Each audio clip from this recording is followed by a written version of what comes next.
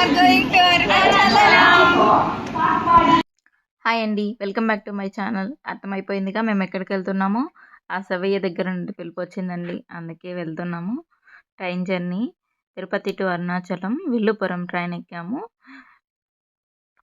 నేను ట్రైన్ ఎక్కడం ఇదే ఫస్ట్ టైం అండి, చెప్తే అందరూ నవ్వుతారు. నాకు ఇంత వయసు వచ్చినా ట్రైన్ ఎక్కాల్సిన అవసరం రాలేదు, ఎక్కి ఇక్కడికి వెళ్ళను లేదు. ఈ ఫస్ట్ టైం ట్రై చేశాను ట్రైన్ జర్నీ. ఫీలింగ్ అయితే చాలా బాగుంది. ఫస్ట్ టైం కాబట్టి కొంచెం ఎగ్జైట్మెంట్, క్యూరియాసిటీ అన్నీ ఉన్నాయి ట్రైన్ ఎక్కాలంటే.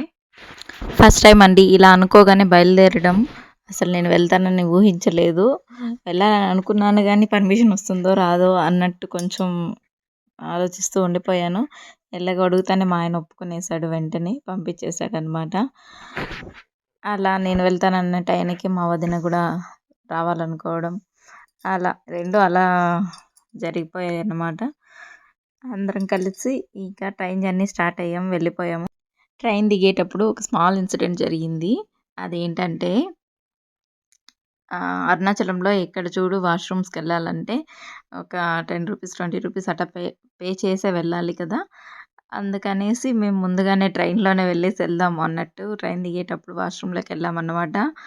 ట్రైన్ కదిలేసింది. ఎలాగో మాతో పాటు వేరే ఒక అక్క ఉన్నింది కాబట్టి సరిపోయింది, లేకపోతే మళ్ళీ మేము బయలుదేరేసి ఉండాల్సి వచ్చింది. ఆ అక్క టీసీకి చెప్పి మా వాళ్ళు ఉన్నారు లోపల వాష్రూమ్స్లో అని చెప్పి మళ్ళీ ఆపడం జరిగిందనమాట ట్రైన్ని. దేవుడా, అట్లా స్లోగా వెళ్ళేటప్పుడు వాళ్ళు ఎలాగో జాగ్రత్తగా మమ్మల్ని దిగబెట్టేశారనమాట. 10 రూపీస్కి 20 రూపీస్కి కకృతి పడితే ఇలా ఉంటుంది అన్నమాట లైవ్ ఎక్స్పీరియన్స్. నేను ఇంతకుముందు ఫ్రెండ్స్తో కలిసి ఒకసారి వెళ్ళాను అనమాట అరుణాచలానికి. కానీ అప్పుడు పౌర్ణమికి వెళ్ళలేదు, విడి రోజుల్లో వెళ్ళాను. ఈసారి ఫస్ట్ టైం పౌర్ణమికి వెళ్ళడం అనేది, అది కార్తీక మాసంలో వచ్చి కార్తీక పౌర్ణమికి వెళ్ళడం అస్సలు మర్చిపోలేని ఇది. ఏమి జనాలండి బాబు, ఆ జనాలను చూస్తుంటే నడిచేదానికి కూడా ప్లేస్ లేదు, అలా ఉంది. అందరూ చెప్తుంటే ఏమో అనుకున్నాను కానీ ఫేస్ చేస్తే కానీ తెలియలేదన్నమాట. పౌర్ణమికి వెళ్తే చుక్కలు కనిపిస్తాయి అని చెప్పారు మా ఫ్రెండ్స్ కూడా. కానీ నేను పౌర్ణమి వెళ్ళాలి చూడాలి అనేసి అన్నట్టుగానే వెళ్ళానన్నమాట. ఇక పోతే గిరి ప్రదక్షిణ చేస్తుంటే ఈ స్ఫటికలింగాలు అయితే కనిపించాయండి. నేను ఎప్పటి నుంచో ఇంటికి తెచ్చుకోవాలనుకుంటున్నాను, కానీ పెట్టుకోకూడదు అని చెప్పి వాళ్ళు వీళ్ళు చెప్తే విన్నాను. అందుకనేసి నెగ్లెక్ట్ చేస్తూ వచ్చాను, తీసుకోలేదు. ఎలాగో అరుణాచలంకి వచ్చాం కదా, ఇక్కడి నుంచి తీసుకెళ్తే గుర్తుగా ఉంటుంది అనేసి ఒక స్ఫటికలింగం అయితే తీసుకున్నానండి. చాగంటి గారి ప్రవచనాలు వినే కదండి అందరూ అరుణాచలంకి వస్తున్నది. మోస్ట్లీ అందరూ ఆ ప్రవచనాల వల్లే అనుకుంటాను రావడం అనేది. అంతకుముందు అంతా ఇంత క్రౌడ్ ఉండేది కాదు అరుణాచలంలో, నార్మల్గా ఉండేది. ఇక ఎక్కడ చూడు మన ఆంధ్ర వాళ్ళు ఎక్కువగా ఉన్నారండి.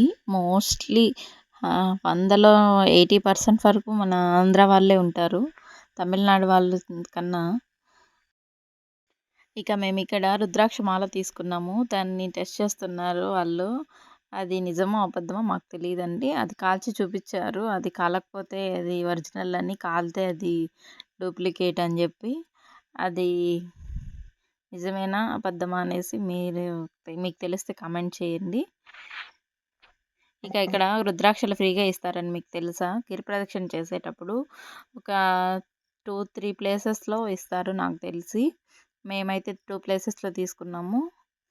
ఇక్కడేనండి, ఇది సెకండ్. ఫస్ట్ ఒక పెద్ద ఆయన రోడ్డు పక్కన కూర్చొని ఇస్తూ ఉంటాడు, ఆయన ఒక్కటే ఇస్తారండి, ఎక్కువ ఇవ్వరు. ఇంకొక 2-3 ఇవ్వమన్నా ఇవ్వడం, మీరు ఒక 10,000 ఇచ్చినా నేను ఇచ్చేది ఒకటే అని చెప్పాడు. అట్లా ఉంటుందన్నమాట.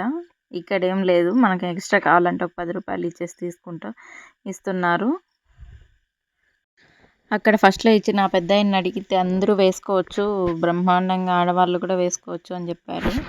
ఇక అడుగడుగున అరుణాచల గిరి ప్రదక్షిణలో ఎక్కడ చూడు అద్భుతాలేనండి. ఇక్కడ చూడండి, రంగోలి వేశారు శివయ్యని రోడ్డు పైన. అసలు చూడడానికి 2 కళ్ళు సరిపోవట్లేదు, అలా ఉన్నది. ఇక్కడ చూడు అలాగే ఉందండి. గిరి ప్రదక్షిణ చేస్తున్నంతసేపు మనకు ఒక పండుగలాగా ఉన్నింది మొత్తం ప్లేస్ అంతా కూడా. అదొక దీంట్లోకి వెళ్ళిపోయాం అన్నట్టుగా ఉన్నింది. ఈసారి అయితే నాకు పెద్దగా పెయిన్స్ కూడా పెద్దగా అనిపించలేదు. ఇంటికి వచ్చాక కొద్దిగా అనిపించాయి. అలా చాలా బాగుండిందండి అసలు. చేస్తున్నంతసేపు అదొక లోకంలో ఉన్నట్టు ఉన్నింది. ఆ శివ ఆజ్ఞ లేనిదే చిమైనా కుట్టదు అంటారు కదా, శివుని ఆజ్ఞ లేనిదే అరుణాచలంకు కూడా వెళ్ళలేమంటారు. అలా ప్రతి ఒక్కరు జీవితంలో ఒక్కసారైనా వెళ్ళాల్సిన ప్లేస్ అండి. అసలు ఇక్కడ చూస్తుంటే షాక్ అండి బాబు. ముసలి వాళ్ళు కూడా ఎంత బాగా యాక్టివ్గా నడుస్తున్నారో అసలు మైండే పని చేయలేదండి. మనం ఏజ్లో ఉండే వాళ్ళే కొంచెం నడవడానికి ఇదంటాం కానీ ముసలి వాళ్ళు మాకన్నా జోరుగా పరిగెత్తా వెళ్తున్నారు. అసలు ఒక 60-70 ఏజ్ ఉన్న వాళ్ళు కూడా, పెద్దవాళ్ళు కూడా ఎంత యాక్టివ్గా వెళ్తున్నారో అసలు చాలా హ్యాపీ అనిపించింది. అలాంటి వాళ్ళు చూస్తే మనకి ఇంకా మోటివేట్గా అనిపించింది. ఇంకా చిన్నపిల్లలు కూడా చాలా యాక్టివ్గా నడుస్తున్నారండి బాబు. ఇదంతా చాగంటి గారి ప్రవచనాల మహిమ అన్నమాట. తిరువన్నామలై అంతా ఇలా జనాలతో కిక్కిరిసిపోవడానికి కారణం. ఏదైతే ఏముంది, ఆయన చెప్పిన మాటలు వాస్తవాలు కాబట్టి, అందరూ నమ్ముతున్నారు కాబట్టి ఇలా తండోపతండాలుగా జనాలు తరలి వస్తున్నారు గిరి ప్రదక్షిణ చేయడానికి. ఇక అంతే అండి. గిరి ప్రదక్షిణ ముగించుకునేసరికి మాకు మార్నింగ్ 5 అయిపోయింది. 6కి అంతా ట్రైన్ ఉన్నింది. మళ్ళీ రిటర్న్ తిరుపతికి వచ్చి ట్రైన్ ఎక్కేసామన్నమాట. ట్రైన్ వచ్చి ఆగడం ఆలస్యం అండి.